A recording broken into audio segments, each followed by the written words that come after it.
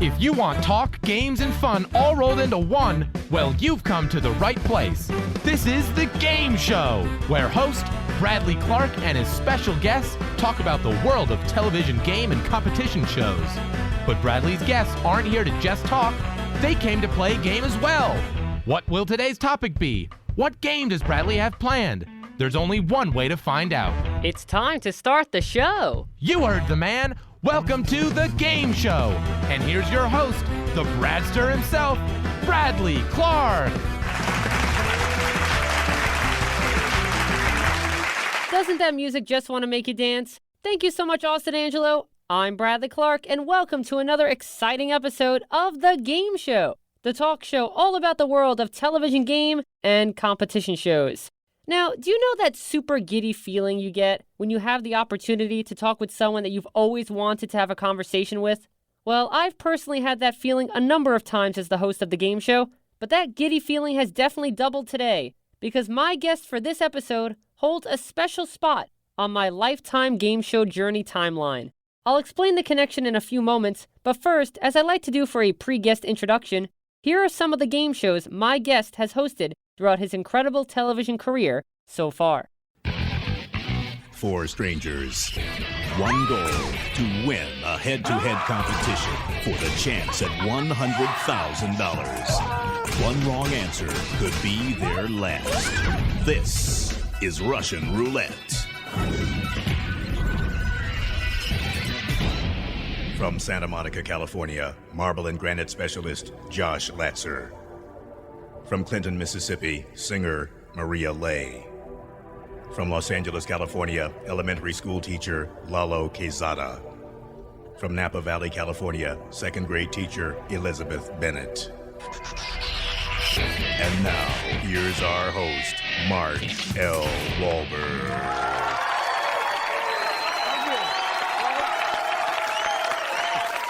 Thank you. Welcome to Russian Roulette. Tonight, in this chair, the only thing that separates a person from $500,000 is 21 questions and their ability to answer each one of these questions with the truth, the whole truth, and nothing but the truth. Is there an honest person left in America? Time has come to face the moment of truth. The pilot just turned off the fasten seatbelt signs. Do you know why? This is the game plane. Hey everybody, Mark Walberg here. We're at 30,000 feet, and that's the perfect altitude to give away cash and prizes. We're gonna lay it all on the line. So let's get this party started. Tonight's mystery cover was discovered while detasseling sweet corn at her summer job. Do you know who it is? Let's play On the Cover with your host, Mark Walberg. That would be me. Welcome to On the Cover. If you think you know pop culture, you are in the right place. It all starts with a $1 lottery ticket, and tonight, 12 lucky winners of the California lottery have the chance to win over $1.3 million in cash and prizes.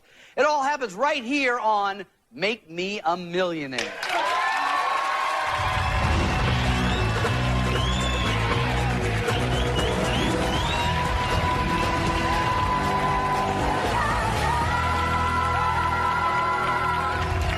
I'm Mark Walberg, and welcome to the brand new show from the California Lottery, Make Me a Millionaire.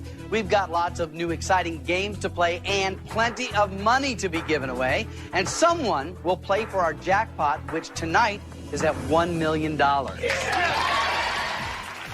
that's not all. He is the host of the PBS show Antiques Roadshow, is the host of the reality show Temptation Island, and was the original announcer and sidekick of Shop Till You Drop.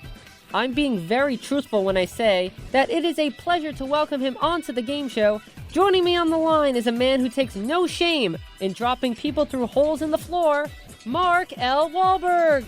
Mark, thank you so much for joining me on the game show. It is my pleasure. Thanks for having me.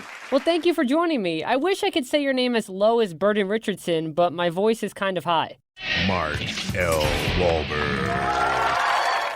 That's quite all right. Bert Richardson has a voice that's so low that only certain animals can hear him. That was a whole coaching thing where they wanted him to do it as dramatic as possible, and we all kind of laughed about it because it wasn't my vibe at all, but that was the show. It had a dramatic feel to it. You bet it did. It was dire. Before we start talking about your career, I want to share with you how you've been an influence on my career choice. So when I was in the first grade, after school, I would visit an ice cream shop that was near my house, and I would go there on a daily basis. So the owners knew me well and would let me choose the channel on the TV they had in the shop. Well, one day I walk in and the game show network was on. So as usual, the owner asked me if I wanted the channel changed, but this time I said no. Well, saying no eventually led me to sit there and watch 3 hours of game shows, and I was hooked. So since 7 years old, my dream has been to become a game show host. However, this is where you come into the story. The second show I watched that first day I decided to say no to changing the channel was Russian Roulette, because back then GSN aired reruns of the show at 3:30. So Mark, literally from the day the light bulb went off and I realized that being a game show host is a career path I could choose, you have been someone I've looked up to. So I want to personally say thank you. Well, I am so very flattered and honored by that. Thank you. I love doing that show, and I'm glad it inspired you to pursue it. You saw an opportunity to help America, and that's why you wanted to do it. That's right. You know, I have been waiting for the opportunity to talk with you for years, and I'm so glad that today is finally the day. So we're going to take a trip down game show memory lane and talk about a number of the shows that you've been a part of. And then later on, for the game of the day, I've created an original Russian Roulette themed game just for you to play, Mark. Wow, okay. I'm excited to play. So, Mark, are you ready to talk game shows with me? I am happy to talk game shows, sure. Then let's start talking game shows. So I just shared for you how my love of game shows first began. But when did your love for game shows first begin? And was game show hosting always a dream for you? Well, first of all, I grew up earlier than you. And so when I was 10 years old and even younger, daytime TV was made up with a lot of network game shows. And I can remember vividly watching them with my grandmother when I would visit her in Miami. I used to tell the joke all the time. I said, my grandmother's the only person I know who broke her coffee table from ringing in. We watched game shows all day long. And so I think that's when I fell in love with them. I've always been a puzzle guy, a game guy. I like playing games. So I always loved game shows on TV, and I had all the great ones through the 70s and 80s that I grew up on. I never really made the choice that I wanted to be a game show host. That was sort of just a series of happy accidents, but it's a job that I really love because I had been a game show nerd from before I even had designs on doing it. It just sort of ended up that way. Now, you began your career as a production assistant for Dick Clarke Productions, correct? That's right. Right after I married my wife, who's an actress, I said, I don't know what I'm going to do for a living, and I don't feel comfortable trying to be an actor, so I'll go learn production. And I went to work at Dick Clarke Productions. And anywhere you look in show business, even today, you can have people that would say that they went to Dick Clarke University, and that's what we all considered it. So that's where I learned TV. Well, it's funny you say that because a lot of friends of mine say that I went to Bob Barker University. Both great professors. That is very true. A lot of great hosts became my television professors, including yourself, and that's how I learned all about game show hosting. Thank you. I'm not on that Mount Rushmore, but I'm glad to be mentioned in the same sentence. Did you ever get a chance to meet Dick Clarke? Yes, absolutely. Dick Clarke was my first boss, and very early on in my time there, for some reason, Dick knew my name, and it really didn't make a lot of sense. And I ended up being his warm-up guy. I did warm-up for a lot of his shows, including The Challengers, which was a Jeopardy-style trivia game show that ran for a while in syndication. And then after that, I went on and started hosting shows, and I partnered with him on a couple of projects, and he was always a mentor and certainly a role model for me. And then after he passed away, I then became a consultant with his wife, Carrie Clarke, at Dick Clarke Company, which is the second company he started after he sold Dick Clarke Productions. And I've worked with them and consulted, and we got nominated for an Emmy on a special that we produced together. And so, yeah, very close to the Dick Clarke family. Consider him family to me. Little Bradster question for you. Do you know what show The Challengers was a revival of? I didn't realize it was a revival. Yeah, The Challengers was based on the classic 60s and 70s game show, The Who, What, or Where game. Brad fact. Interesting. Wow. It was so early in my career, and I was so thrilled to be doing the warm-up, and I remember it was a day-and-date show, and that was a big deal, that they were going to try to do shows that had current topic relevance, which was a challenge. We shot a lot of days. Yeah, the show premiered on Labor Day of 1990, and the announcer would say the date to open the show, and the date was also displayed behind Dick Clarke's podium. Brad fact.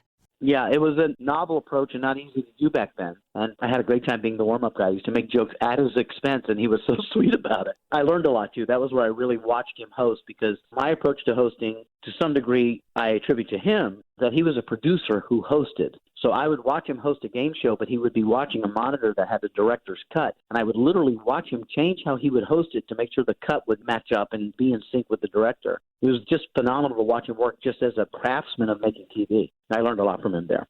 As I mentioned during your introduction, you were the first announcer and sidekick on Shop Till You Drop from 1991 to 1994. GSN originally just aired the later versions of the show, so when I first saw an episode of the original Shop Till You Drop on YouTube and heard your voice, you should have seen my shocked face, because I recognized your voice immediately, but had never known that before Russian Roulette, you were the announcer at one of my favorite game shows. How did you actually land that position?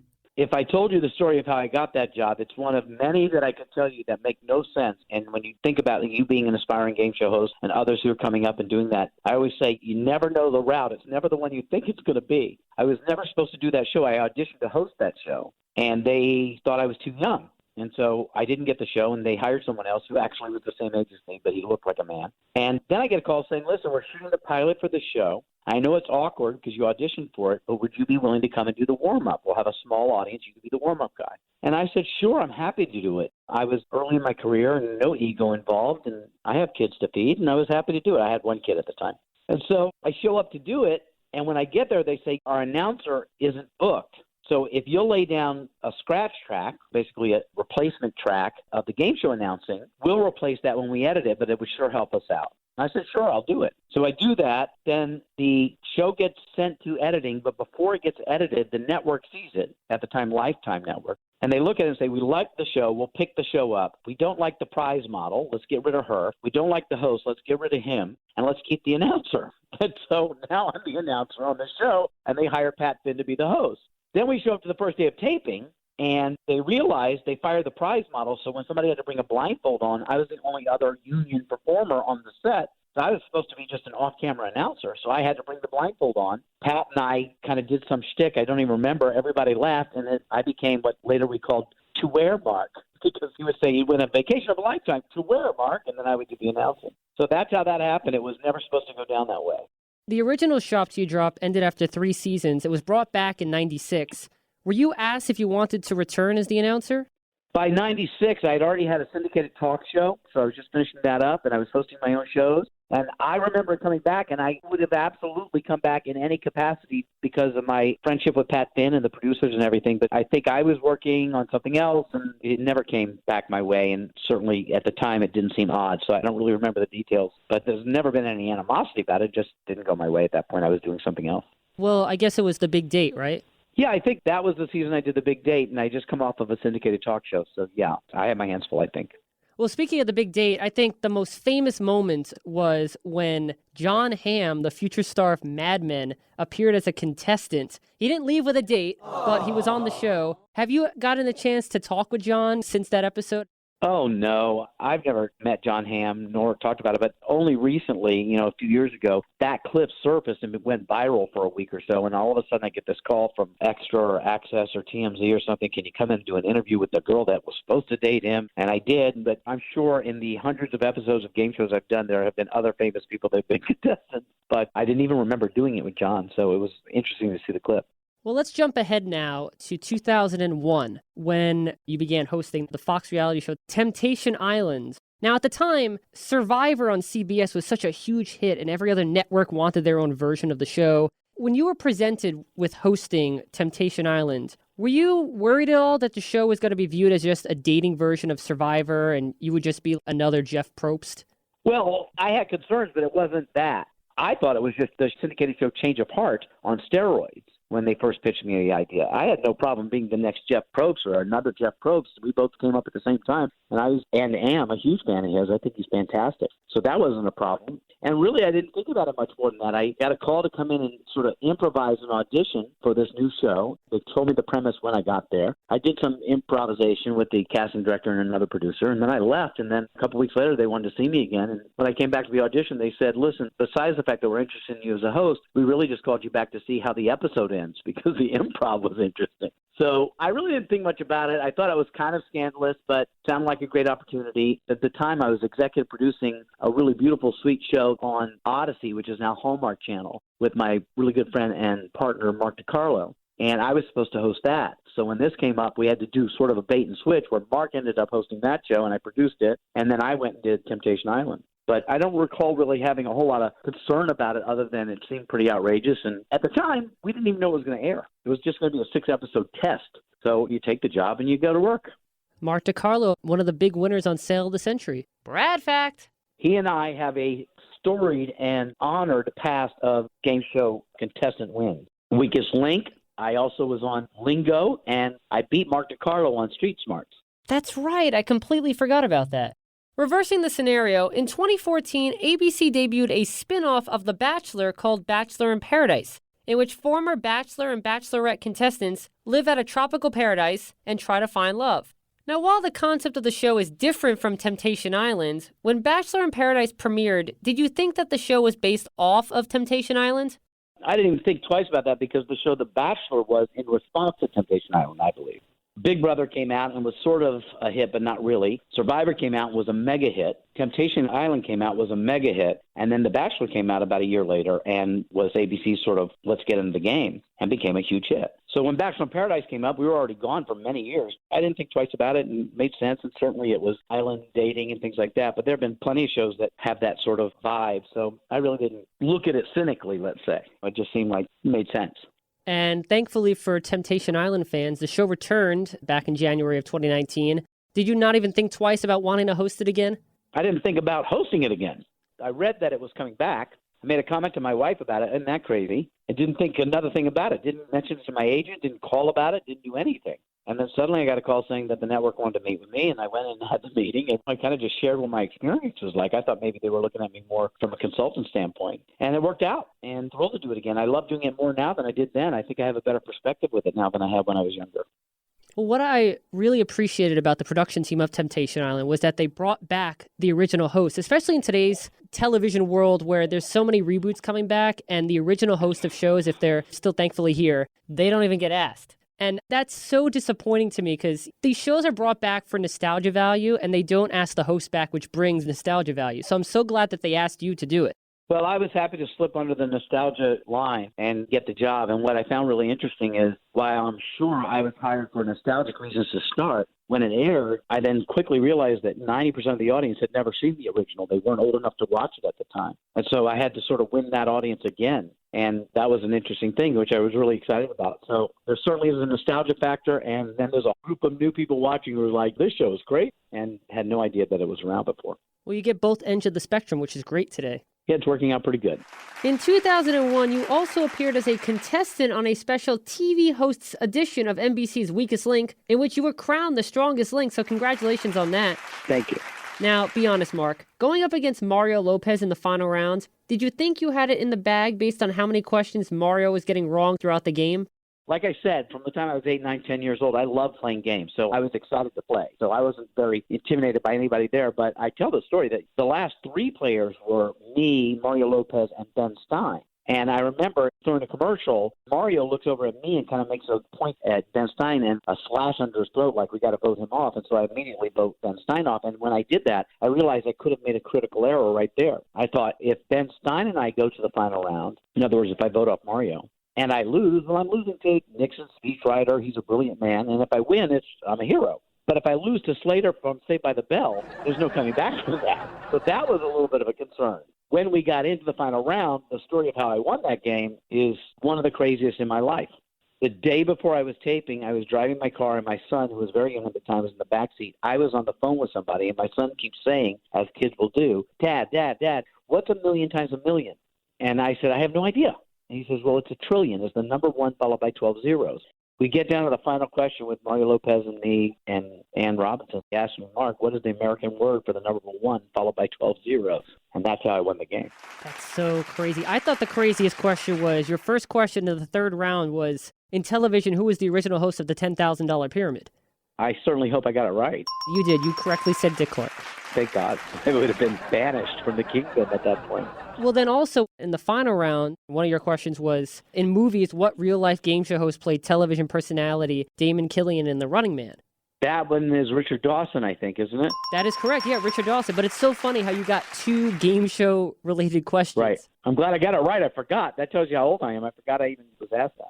How crazy really is Weakest Link? Because the clock's running, you're thinking about saying bank, you need to make sure that you get as much money as possible in the round so you don't get dissed by Ann Robinson. Crazy.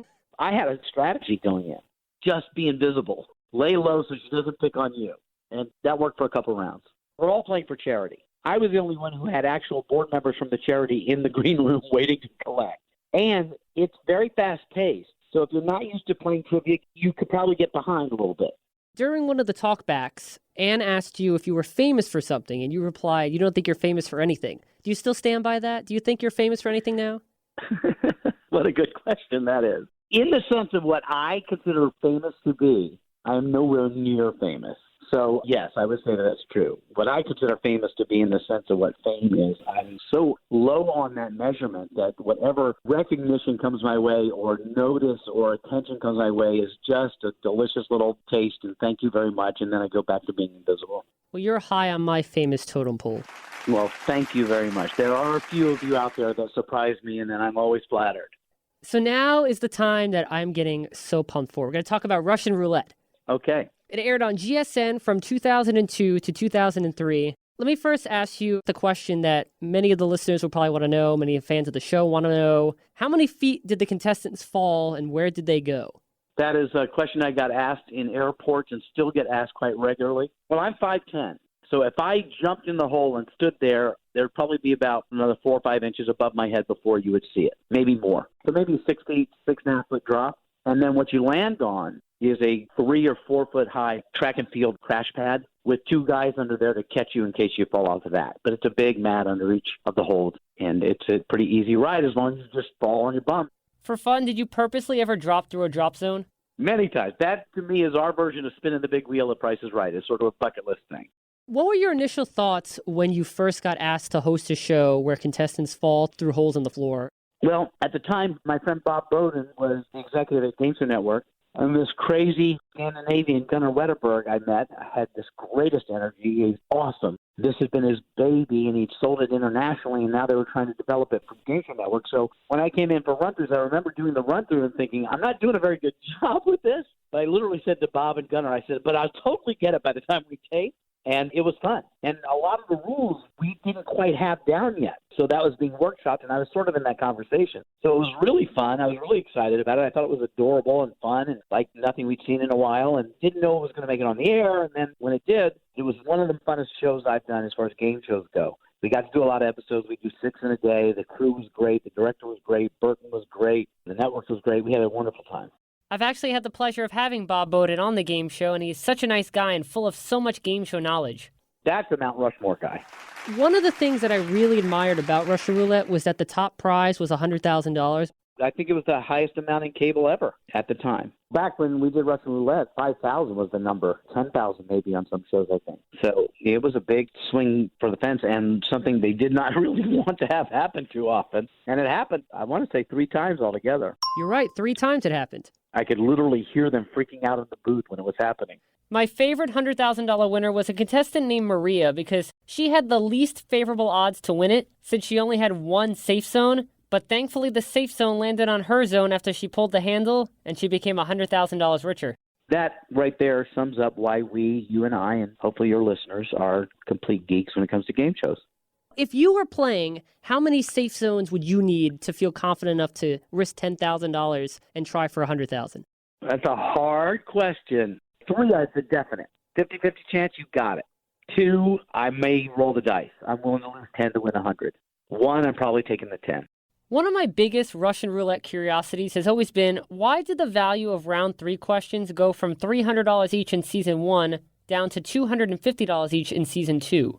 I can't speak to that because I don't remember that, but I will say as a game show producer, the math of the money and sort of the art and science of what numbers feel right and how it needs to escalate and what's fair is a huge issue that we grapple with all the time. I have pages in my office of shows that I've developed where I'm just writing down all possible ways this money could break down and how do we make this prize ladder the right numeric values. And it is common in game shows, as you, I'm sure, are well aware, that after you do a season of them and they're on the air, you have time to contemplate and you tweak rules and stuff to make it either more streamlined or take care of flaws that may have been exposed. And can't recall right now why that change would have been made, but it's certainly not odd for that to happen.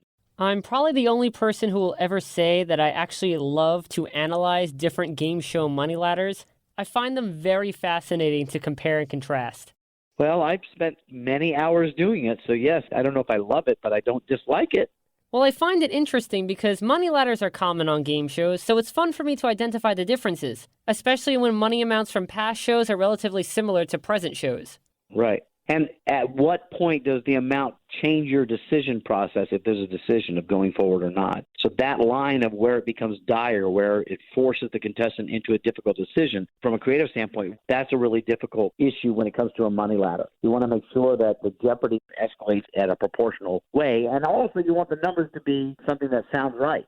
The incremental jumps have to be significant enough for the backbone of the game show to continue to play. And then the other conversation as producers you grapple with is how punitive do you want to make things? Is it satisfying enough to have them lose half their money, or should it be a bigger penalty? Like, for instance, the original Millionaire, where you reach certain plateaus and that money becomes safe at that point. Where are those and at what point is the risk? All that stuff I really enjoy doing, but it's like a puzzle. It's like a game show within a game show. Right. Well, that's one of the great things about Russian Roulette was that you risk the $10,000, but the incentive is that you still keep the money you got from the main game, so you're not risking everything. So it's an incentive also for the contestants to say, well, at least I've won $2,000 already. Why not go for it? If not, no one would ever go for it because the odds are not in your favor at the end of that round. But it's a long shot, as 100,000 in that day should have been. It should be a long shot. It should be a real roll of the dice. Are you hoping to ever see Russian Roulette come back, and would you like to host it?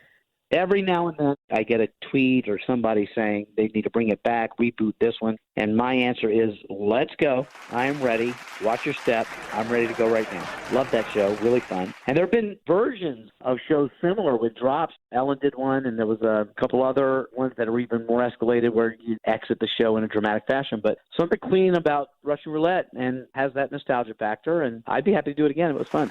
Well, if I ever had the opportunity to be a part of it, I will gladly help you get Russian Roulette, literally off the floor.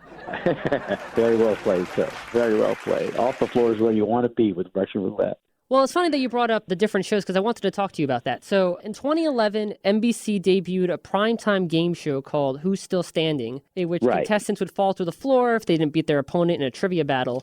Now, when I saw this premiere, the first thing I thought of was that it's kind of a ripoff of Russian Roulette. Did you ever get a chance to watch the show? And if so, did you think it was a Russian Roulette ripoff as well? Of course, the comparisons make sense. And yes, I watched an episode or two just because I like to watch. But when you're developing game shows, and as a host, for years, I'd get called in when other people were developing games just to host a run-through. So I see games in all different levels of development. And often you'll find 3 or 4 games simultaneously that have the same idea, sort of this mental cosmic connection that people come up with the same idea in different parts of town at the same time. That happens more than you would think. But the other thing is that there are certain game show mechanisms that have been adapted and adopted and used in many incarnations on many game shows.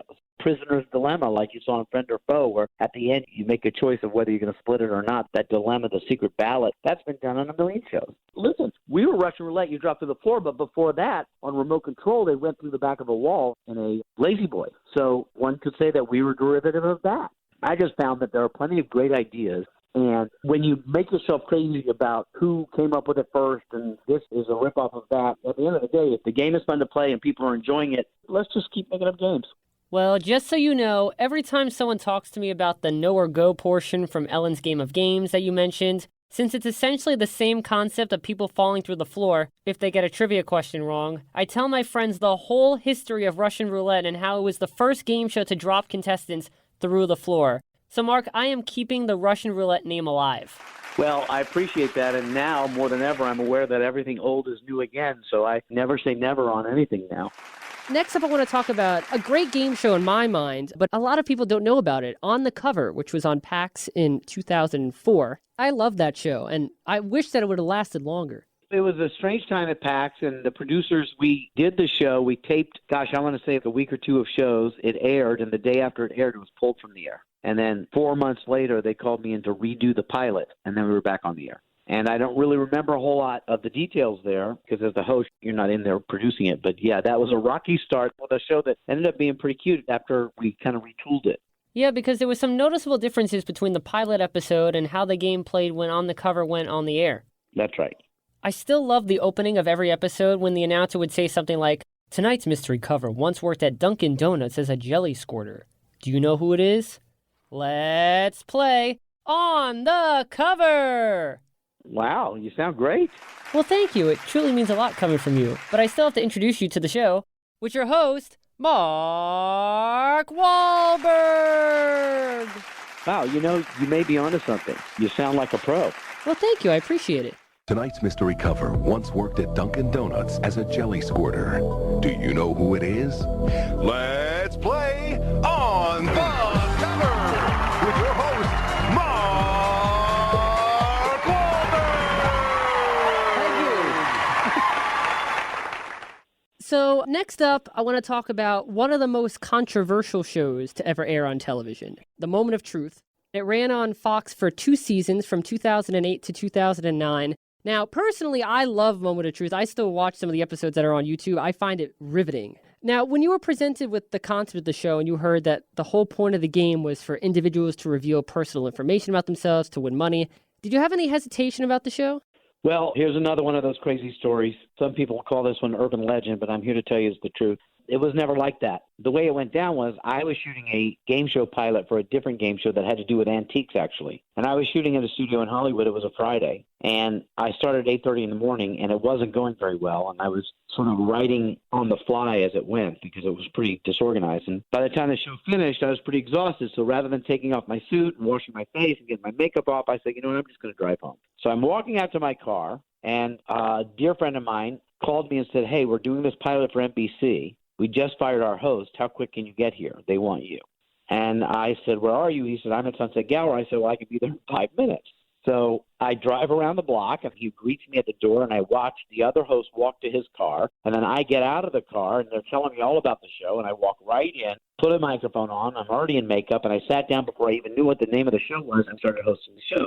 And so I did the pilot and didn't think more about it. I thought it was crazy, but I literally just kind of jumped right in at 10 at night, and I was done by midnight. And then I came home and I said to my wife, you'll never believe what happened. There's no way I'm ever hosting this show. This is too crazy. I don't think this is for me. I'd already done Temptation Island, and while people had loved that originally, there was also some fallout with that. And anybody who knows me knows that I'm a pretty normal dude, and I was doing these crazy wild shows. They weren't necessarily what my vibe was, but I was able to navigate them well. And what I later looked at is there are shows like Temptation Island and Moment of Truth that have this horrible edge that if the host takes delight in the misery of the people, it's too hard to watch. But if the host can empathize with we're not so different from these people and find some humanity in it, then it becomes palatable. And you can go with an edgier show because there's some humanity to it. So NBC passed, and they took the pilot, and apparently it sold in 20 countries around the world. And then Fox picked it up, and I had a relationship with Fox from the original Temptation Island and some other stuff I'd done there.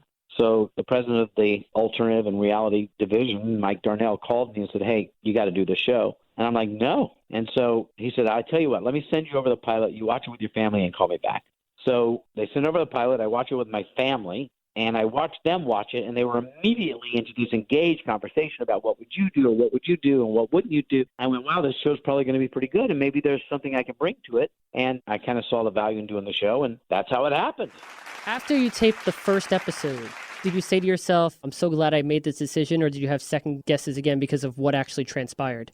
I just don't think of it that way. I was trying to do my best work and trying to be as authentic as I could be, and I was grateful that it was doing well. It became the highest-rated show, scripted or non-scripted, on any network that season. So that was overwhelming and unexpected. it was a show that required some actual hosting. And while the subject matter may not have been my first choice, there may have been some loftier ideas I would have liked to have done, it still required a host. It wasn't just reading questions and getting out of the way. You had to really jump in there. And similar to what I do on Temptation Island. So for that, I was grateful, and I enjoyed that part of it. Did you see the questions beforehand, or was the first time you saw the questions when you asked them? I could see them beforehand, but I chose not to read them beforehand. I would sit with the producer and say, all right, so what's the basic story behind this? And they would tell me basically the story. And then they say something like, when you get to question 15 or so, there's a big one, and it's an issue about blah, blah, blah. So I might have taken a peek at that. I had no idea what the answers were. But for the most part, I would say 80% of the questions I didn't read until you saw me read them on TV. Every time I watch an episode of The Moment of Truth, I always think about the writers and how difficult it must be to come up with such personal questions that will draw out information and make moments out of the contestants. You underestimate how willing people are to say the most intimate things on TV. I think what happens is you find people, you pre-interview them like you would with any talk show. So you learn things about their story because they're happy to tell you. And then we would give them a 50-question lie detector test. And from those 50 questions, they would pull the 21 for the show. So after they shared what their story was, that had a lot to do with what questions they came up with to ask them. And then when they saw those questions, they were able to format them into a show. Did you ever think a contestant would go all the way and win the $500,000? I said early on, if no one does, there's no reason to offer it. It has to be won. You have to be able to win it. There was a big difference of opinion once the show got on the air and became a hit.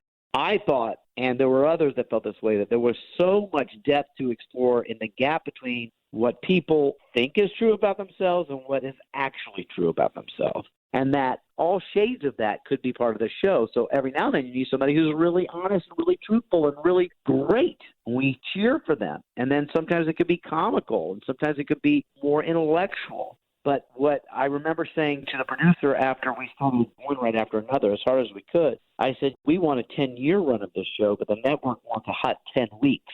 And that's pretty much how it changed. We immediately went from doing a show like Millionaire, where if they lost, we would start a new story mid-show and go into the next one. And instead, they just took the juiciest ones and stretched it out as full episodes.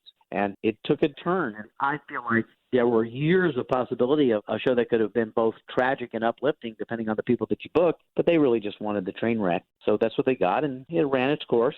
They would do teases within the body of the show that belied the gameplay.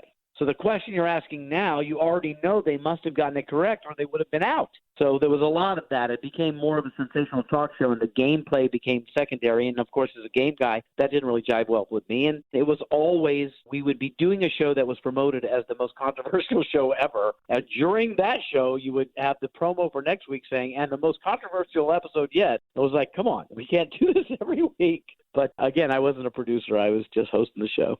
Well, one of my biggest complaints about today's game shows, especially the big money primetime ones, is that the beginning teaser on each episode spoils basically the whole episode. Because if you're a fan of the show and know how the game works, you can easily figure out what's going to happen for the majority of the episode in the first minute of the show. And I always say, what's the point of watching the whole episode when I can watch the first 2 minutes and the last 2 minutes and understand the entirety of the contestant's game? You're hitting on a conversation that's as old as the game show world. I've been in TV for decades now. And you're hitting on this divide in television between TV producers and game show producers. And there's always discussion over the years between those who like drama and the content fun part and those who say you can't have that without the integrity of the game being solid. And so you would constantly have this push-pull between producers saying, oh, well, that doesn't really matter. What matters is it's funny. And then guys like me would say, yeah, well, you have to be funny, but if the game doesn't work mathematically and if it's not legit, you lose the entire audience. There have been so many shows that have come on the air that you think the gimmick is the answer, but I always say that those people who have been successful with game shows develop a game that almost works with a paper and pencil first, and then you add the bells and whistles. When you start adding rules or bells and whistles to a game to fix it, you're already in trouble. If the game doesn't play like Hangman on a piece of paper, then all the bells and the whistles won't do a thing for you. So that's the kind of stuff that drives game show guys like me crazy, is when you do stuff that belies the actual integrity of the gameplay, even in the most absurd context, then you lose a big portion of the audience. Some, like you, who recognize it for what it is, and a lot subconsciously because they don't understand why it doesn't matter. An example was, and I'm going to get in trouble by saying this, but there was a show that Ryan Seacrest did, Knock Knock Live. And it was apparent to anyone watching that it wasn't particularly live. And when the people would come out of the house to do whatever the gameplay was, there was no integrity to the gameplay, so you knew they were just going to get a gift. And the show lasted 2 episodes, and I felt like it was not real. If there's not actual jeopardy of losing or winning, and if you're saying live, it's got to be real, then the audience smells it and it's less fun. And I see that mistake happen all the time. Like I said, it's a perennial argument. It's been going on since the beginning of game shows. And where it gets tricky is when you get into shows that have an element of, I'm going to distract you while you're trying to do this or stuff like that. It has to be quantifiable. So when you do stuff that's stick or gimmick that's supposed to affect the gameplay, but it's not quantifiably affecting the gameplay by an actual number or time amount or something like that, then it's just lipstick on a pig. The only person to ever win the $500,000 was a contestant named Melanie Williams. Was that one of the episodes that went unaired? I have to assume. We shot a second season, and then the stock market crashed in 2008. Or at least that's the story I got. And advertisers pulled, and there was a whole real scare. And that season really never aired. And there were some really great episodes if you like Moment of Truth. So the second season was better, but there's a whole vault worth that never saw the light of day. Yeah, so she was asked a question regarding her father, who was a polygamist. And not only was she the first person to ever make it to $350,000, she was the first person to ever go for the final question and win the $500,000. Brad fact! Thankfully, the clip is on YouTube, so I've been able to see it. Did you ever imagine that a contestant would risk $350,000 on one true or false question just to gain another $150,000? Well, first of all, it goes back to our earlier discussion about math. That money ladder was in high discussion because if that last decision isn't weighted correctly, you'll never make that decision. So that was typical game show stuff right there. The Moment of Truth money ladder is one that I always found interesting because it started out with a $10,000 level and then a typical game show increase from $10,000 up to $25,000. But then it jumped to $100,000. And those 4 questions in that level were usually the questions that would trick people up. And I guess you maybe figure that after $100,000, people might stop. Those were very personal questions. And those were like the meat of the episodes. Right. That's where they built the drama to be, is that they breeze through the first few questions. And then you get to the point where you've got some money now. And whether you get it right or wrong, what's about to be asked, you may not want on TV, or at least that's the conceit of the show. Knowing that all of these questions you knew were on the sheet because you've answered them already. So you don't know which ones we chose, but you knew what it could be. And I've said to them, look, you don't know what question is, but you know what it could be. And think of the worst one on that test. This is it. And I found on that show particularly, which is often the case, what you and I would do is not what contestants would do. And sometimes I think that contestants choose to go on a show because it will force them to say something that they wouldn't have said. It would certainly make more sense and probably more responsible to tell that person directly at home, maybe with a therapist. But I think sometimes people make that choice because it forces them to say stuff that they can't say.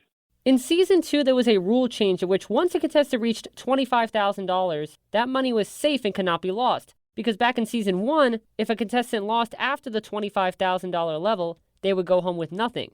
Would you happen to know why this rule change was put into effect? Because I'm very curious about it. I don't recall, and I probably wasn't consulted. At the time, I probably had a very specific opinion about it. Sadly and gratefully, I've done so many shows over my lifetime that I sometimes forget the minutia of the rules, and I would have to sort of be a student of my own work to watch episodes and remind myself. And I'm sorry to tell you that while I do like to watch game shows, I rarely watch myself, so I don't remember. No worries at all. It's just another one of my obscure game show curiosities that I have. I love that you're passionate about it and you've got these questions. I'm a little embarrassed that I don't have those answers. I always tell this story. My wife was in the original Friday the 13th movie, and she gets these fans who ask her detailed questions about the movie, and she's like, I worked on it for 2 days. I don't really remember. I feel like we have a responsibility not to disappoint those hardcore fans, and I certainly don't want to, but at the same time, some of the details that you aficionados remember and research have gone by the wayside for me. I love that there's a passion, and I run into fellow game show nerds like me all over the place, and it's sort of like a secret handshake. We're all in the same club. Well, speaking from personal experience, one of the greatest aspects of the game show community is that many of the members, including myself and yourself, know the history of the genre and love what they do. You bet. To close out the Moment of Truth, I want to talk about probably the most famous episode of the show, which featured a contestant named Lauren Cleary.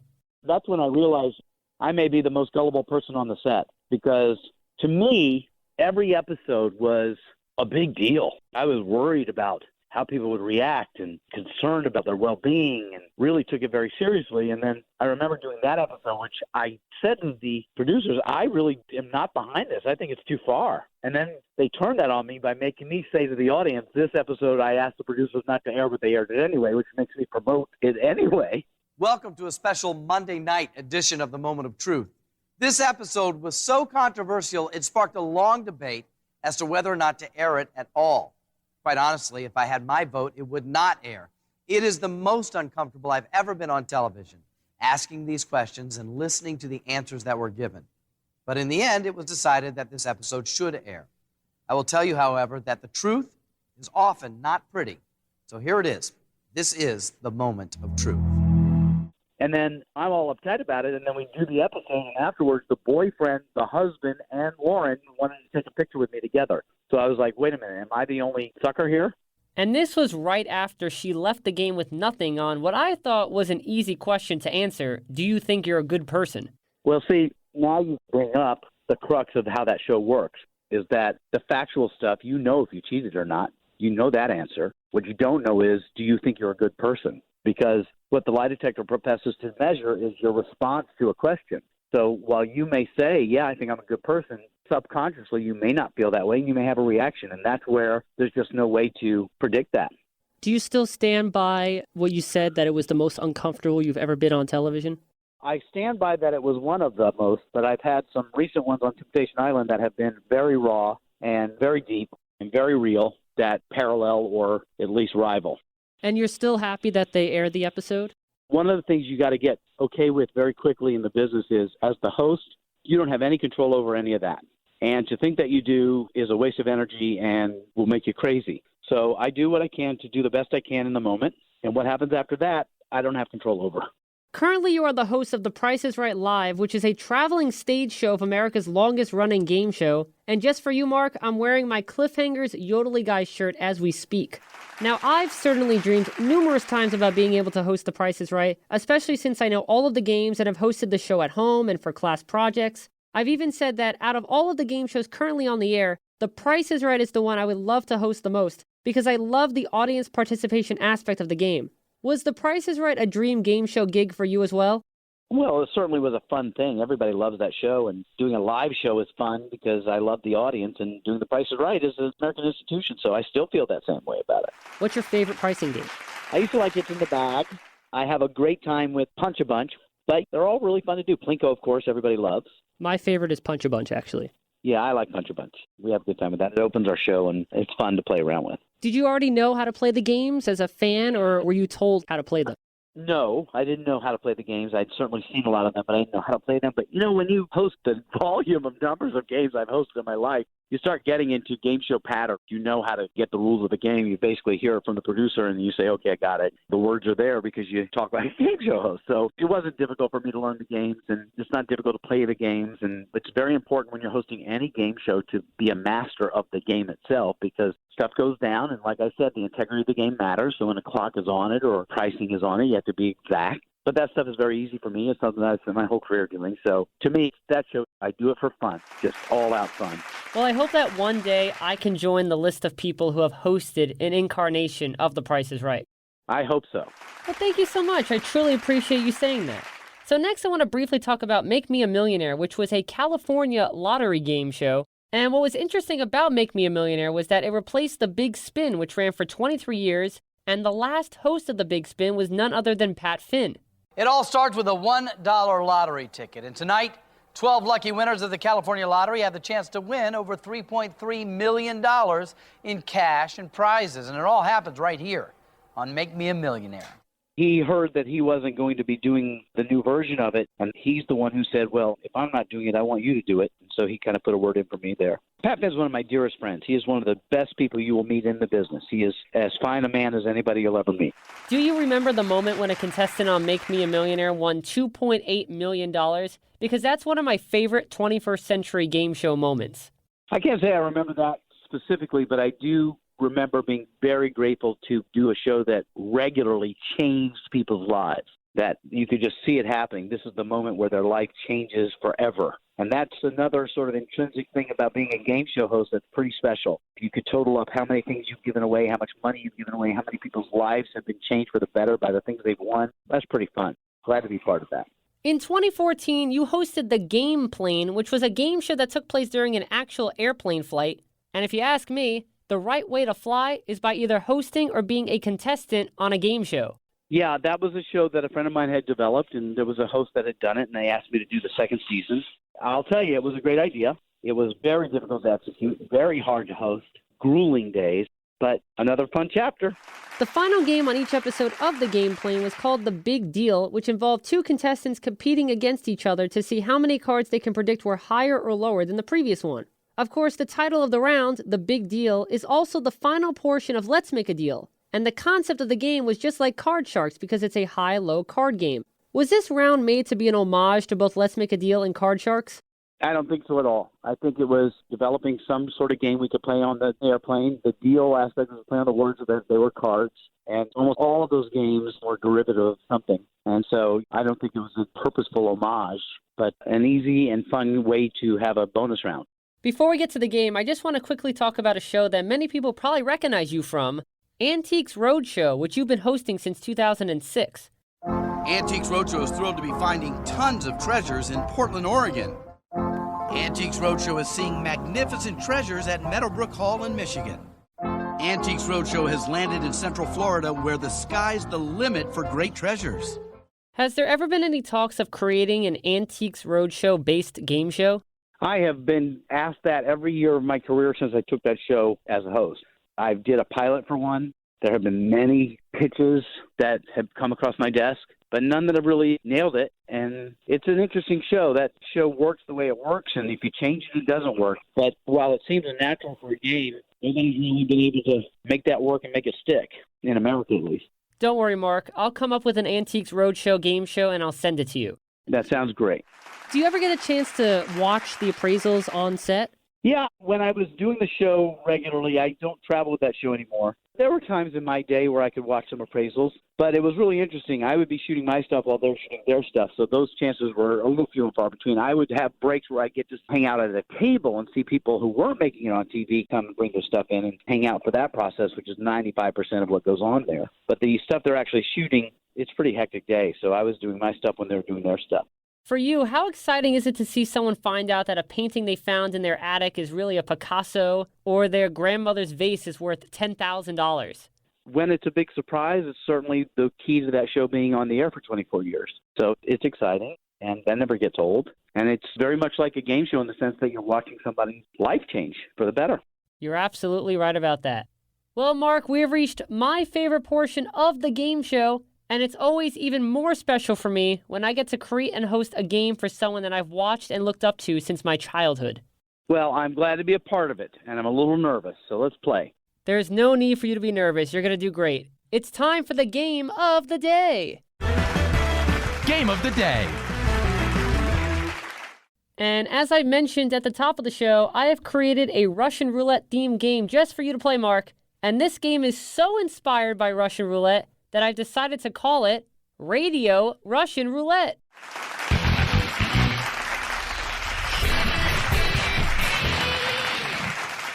Radio Russian Roulette.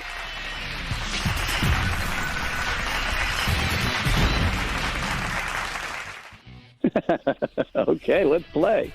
And here's how Radio Russian Roulette works. The game is divided into 3 rounds, and each round plays just like the Russian Roulette bonus round from Season 2 of the show. There is a trivia portion and a Russian Roulette portion. For the trivia portion, you'll have 60 seconds to answer up to 8 multiple-choice questions correctly. And the reason why it's not 10 questions is because you do have a disadvantage in that you cannot see the questions. So I figured as a way to balance out that disadvantage, you'll instead only need to answer 8 questions. All of the questions will be game show related, and for every correct answer, you'll score 1 point. However, get all 8 questions correct, and your score for the round will be 10 points. You'll then have a chance to double those points by playing Russian Roulette. Now, if you do give an incorrect answer, the round will not end, but for every incorrect answer you do give, an additional drop zone will be added to your Russian Roulette portion of the round, should you decide to play it, on top of the 1 automatic drop zone. but more on that when the time comes. Now, Mark, if you can score 20 points or more by the end of round number 3, you will be deemed a winner, and the drop zone you're sitting on right now will not open. Those are all the rules. Mark, are you ready to play? I might as well jump in. Let's do it. Then let's play Radio Russian Roulette.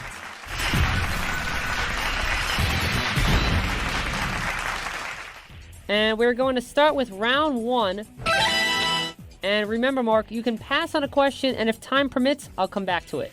60 seconds are on the clock, and time won't start until I finish reading the first question. Good luck. Let's play the first round. Tic, tac, or doe, which of these can be found on dogs? Tick. Correct. Eubanks, Barker, or Cullen, which one of these hosts does not have the first name Bob? Bill Cullen. Correct. Pack, Peck, or Puck, who hosted the Big Showdown and Three's a Crowd? Peck. Correct. Match Game, Hollywood Squares, or Password, which one features 6 celebrity guests per episode? Match Game. Correct. On Your Mark, Get Set, or Go, which was a game show hosted by Kevin O'Connell? I think On Your Mark. Incorrect. His mother, his sister, or his girlfriend, who was Tammy in relation to the Whammy on the original Pressure Luck? Girlfriend. Correct. Under $2, exactly $2, or over $2. How much were the winners of the beauty show hosted by Rip Taylor paid? $2. Incorrect. Jim, Jeff, or John, which has never been the first name of a host of Are You Smarter Than a Fifth Grader? Jim. Correct. That's 8. Stop the clock.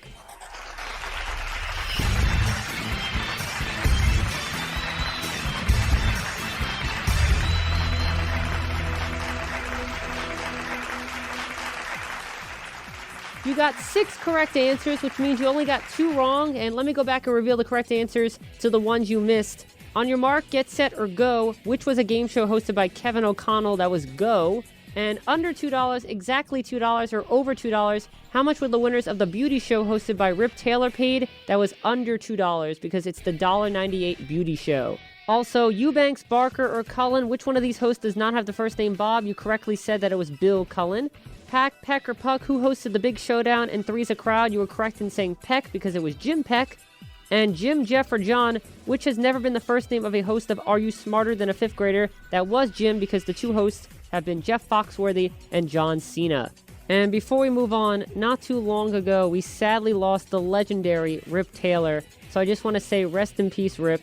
And thank you so much for all of the great game show memories you provided us over the years. So you got 6 points that round, which is very strong. 6 out of 8, not bad. So now you have a decision to make. I have 6 cards in front of me. Because you got 2 questions wrong, I have to add 2 drop zones to the automatic one. So 3 of the cards are safe zones, and 3 of the cards are drop zones. You can risk your 6 points you earn this round from your 6 correct answers to play Russian Roulette and try to double those points to 12.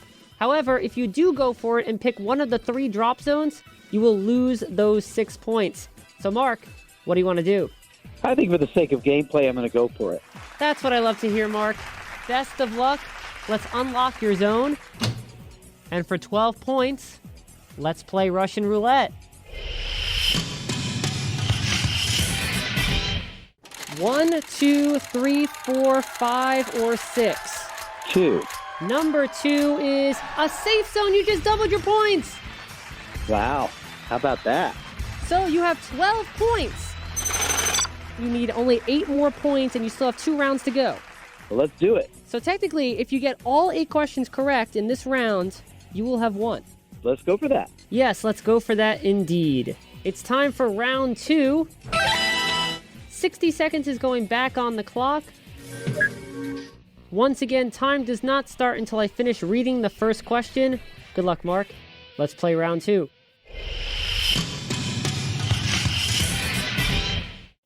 Grand Slam, touchdown, or slam dunk, which followed the number 50 in the title of a Tom Kennedy-hosted game show? Grand Slam. Correct. Black, white, or gray, who won a Daytime Emmy Award for hosting Just Men? White. Correct. The Chair, The Chase, or The Wall, which game show was hosted by John McEnroe? The Chair. Correct. Guiding Light, Young and the Restless, or General Hospital. Which soap opera was the answer to Vanna White's first Wheel of Fortune puzzle? General Hospital. Correct. Silver Snake, Pink Elephant, or Green Monkey. Which was the name of a game on Minute to Win It? Pink Elephant. Correct. A penny, a dime, or a dollar. What's the lowest amount on a regular game board of Deal or No Deal? A penny. Correct. Goodbye, good riddance, or good luck. What did Ann Robinson say to losing contestants on Weakest Link? Goodbye. Correct. Finn, Gil, or Scale, who hosted the 1990 version of The Joker's Wild? Finn. Correct. Stop the clock. You got all 8 right.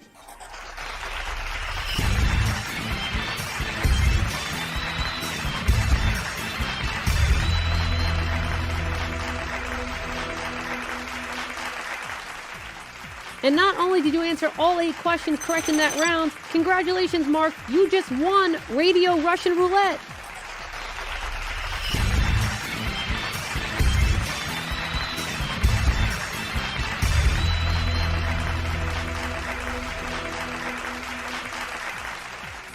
Yeah, proving I'm probably better as a contestant than as a host. No, not in my eyes. You are equally valued as both host and contestant. Thank you. And quickly, let me go back and explain some of the answers from that round. Grand Slam, Touchdown, or Slam Dunk, which followed the number 50 in the title of a Tom Kennedy-hosted game show. And you correctly said Grand Slam because the title was 50 Grand Slam. Black, White, or Gray, who won a Daytime Emmy Award for hosting Just Men. Again, you were correct in saying White, as in Betty White. And Silver Snake, Pink Elephant, or Green Monkey, which was the name of a game on Minute to Win It. You were right in saying Pink Elephant. And Silver Snake and Green Monkey, both of those are team names from the Nickelodeon game show Legends of the Hidden Temple. Brad fact.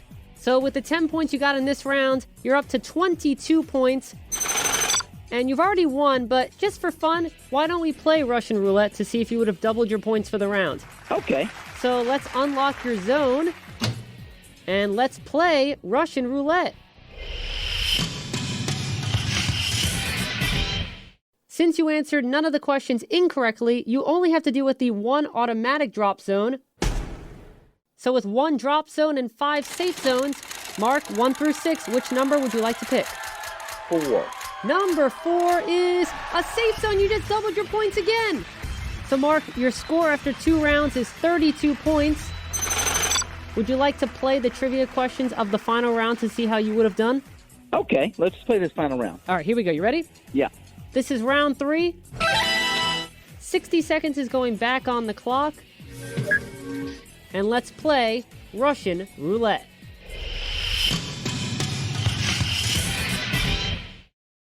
$10,000, $20,000, or $30,000. Which dollar amount was never in the title of a version of Pyramid? 30,000. Correct. What's my line? I've got a secret or to tell the truth. Which game show had a feature called The Mystery Guest? What's my line? Correct. The bedroom game, the shower game, or the closet game, which was the name of an actual pricing game featured on The Price is Right? The shower game. Correct. Bumper Stumpers or Bumper Stumpers, which was not the title of an actual game show? Bumpers.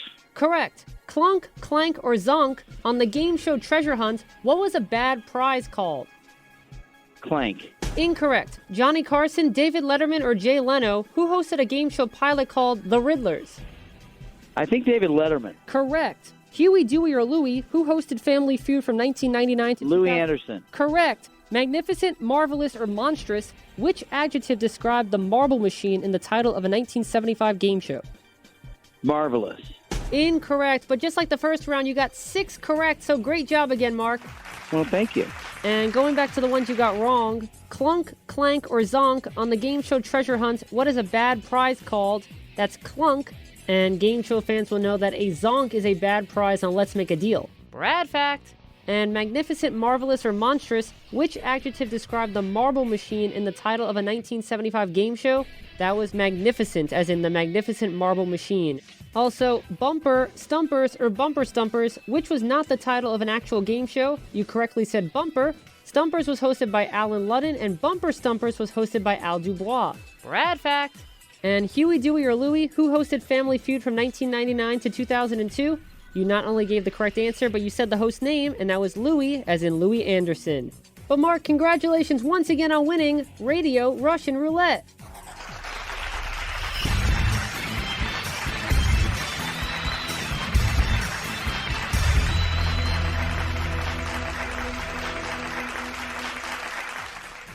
Thank you. I enjoyed every minute of it. Well, I enjoyed every moment of creating and playing this game with you. And that was the game of the day, Radio Russian Roulette.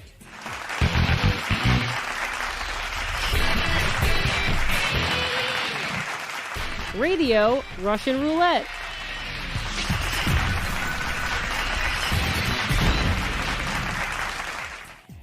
Well, Mark, this has been such a thrill for me to talk with you about your game show career.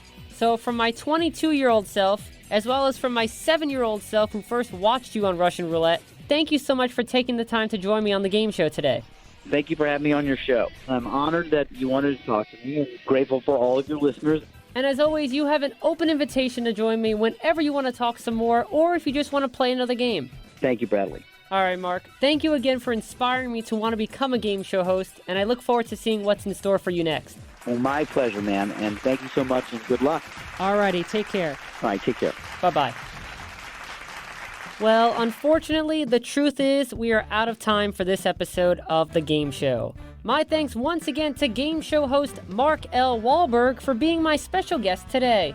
Now, if you've dropped in late when an episode of The Game Show is airing, and you want to listen to that episode in its entirety, you can check out all of my episodes of The Game Show by logging on to www.soundcloud.com/Bradley_Clarke, that's BRADLEY_CLARKE/sets/The Game Show. That's www.soundcloud.com/Bradley_Clarke, that's BRADLEY_CLARKE/sets/The Game Show. Plus, don't forget to like The Game Show starring Bradley Clarke on Facebook and follow The Game Show starring Bradley Clarke on Twitter using the handle @TheGameShowBC and #TheGameShow. But of course, be sure to tune in next time for another exciting episode of The Talk Show, all about the world of television game and competition shows, The Game Show. I'm Bradley Clarke, the Bradster, and Mark, why don't you say the last line for me? Join Bradley Clarke next time for the ultimate radio show about game shows. Until you listen to The Game Show again, this is Mark L. Walberg saying, remember, watch your step. Bye for now. This edition of The Game Show was created and produced by Bradley Clarke and was recorded at the WRHU studios. This is Austin Angelo speaking.